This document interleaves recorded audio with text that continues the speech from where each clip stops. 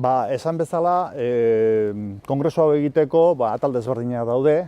Hasteko hori Azpeitian egingo da, martxoaren 29an eta 30an. 29an izango da saio inaugurala, eta hor zentratuko da nolabaiteko sarrera hortan, gogoeta bat, egongo dira Jaume Erraine, bera zuzenbidean doktorea dana, katalana, eta Jose Luis Orella historian katedraduna. Bilak egingo dute bera azalpena gutxi gora bera ikuspegi desberdinetatik, eta gero izango da nolabaiteko solasaldia, beraiekin, Koldo Martinez Garaterekin, gutxi gora bera gai tekniko horiek azaltzeko denak ulertzeko moduan.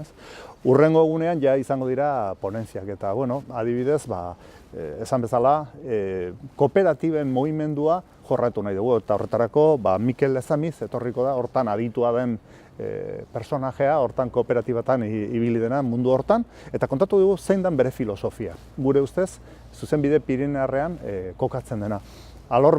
Beste alorrean, baina zentzu berean, ikastolen aldetik, historia aldetik, karlisten artean ikusten dugu baita ere foruekin oso lotuta, baina baita ere pentsamolde eta praktikakin baita ere hor karlistak izan zirela, eta horretarako Fernando Sánchez Aranak kontatuko dugu memoria karlista gutxi gora bera zein izan zen. Asisko Urmenetak kontatuko dugu iraultza frantsesa eta erregimen zarra amaitu edo agortu zenean, ze erresistentzia izan zen gure aldetik eta ze nolabaiteko aldarriak izan ziren hemengo ohiturak eta hemengo formulak defendatzeko, baita ere. Euskara aldetik baita ere badaude olako erreferentziak eta datuak, eta Pello Monteano historialaria etorriko da. Amaia Nauzia emakumen estatusa edo garatzeko etorriko da baita ere, historian. Gero gaztetxeak hor egongo dira baita ere, eta gaztetxeak azaltzeko Odei Mendinueta hortan, ibilia, bera jurista da, baina eskarmenta handia dauka alor hortan, eta parte hartzearen tradizioa hor batzarretan oinarritzen dena Izargorozidi irakaslea Euskal Herriko Unibertsitatekoa. Baina nire ustez interesante izan daitekena edo, guretzat ilusio handia ematen diguna dira bi mahai inguru. Guretzat bi gai desberdinak, inolako tradiziorik alor honetan edo jorratu ez direnak ikuspegi honetatik, eta dira bat euskara, eta bestea parte hartzearena. Euskarak guretzat hizkuntza orala izan dela, eta zentzu hortan bere egitura, bere kulturan, bere baitan izan du lotura handia zuzenbide Pirinearrekin. Bilak paraleloki jundirelako historian, Eta jorratu nahi dugu, kurioso da, ze hizkuntza orala da, eta zuzenbidea, idatzita egon behar da, legeak eta bartabarrez.